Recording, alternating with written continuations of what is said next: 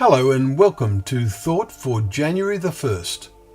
Our readings are Genesis chapters 1 and 2, Psalms chapters 1 and 2, and Matthew chapters 1 and 2. And our thought is, the Lord knows. What does the Lord know?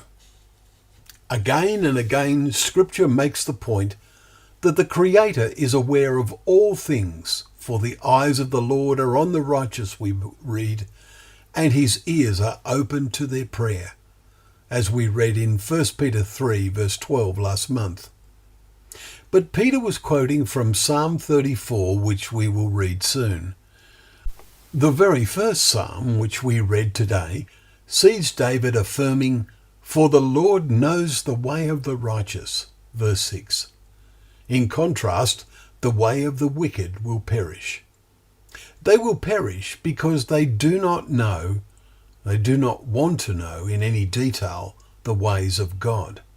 And there is no middle way. Jesus made that point very clear. The Psalms are very stimulating to the spiritual mind. We often feel it is a pity that they are read in the first 3 months of the year. We learn of God's ways. Psalm 18 tells us, "This God, his way is perfect. The word of the Lord proves true. He is a shield for all those who take refuge in him." Verse 30. The way of the righteous is wonderfully described in the first 2 verses of the very first psalm, which we read this morning.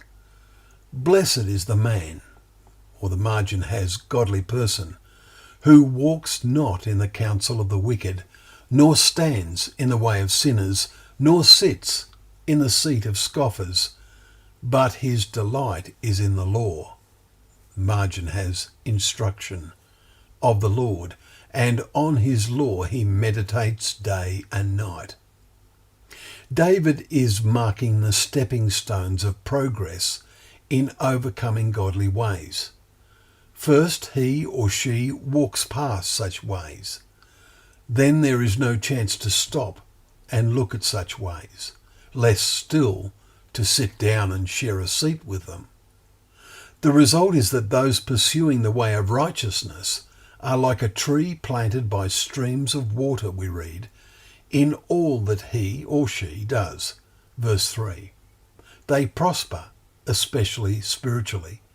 And even though they, like David, may have times when they walk through the valley of the shadow of death, "I will fear no evil, for you are with me."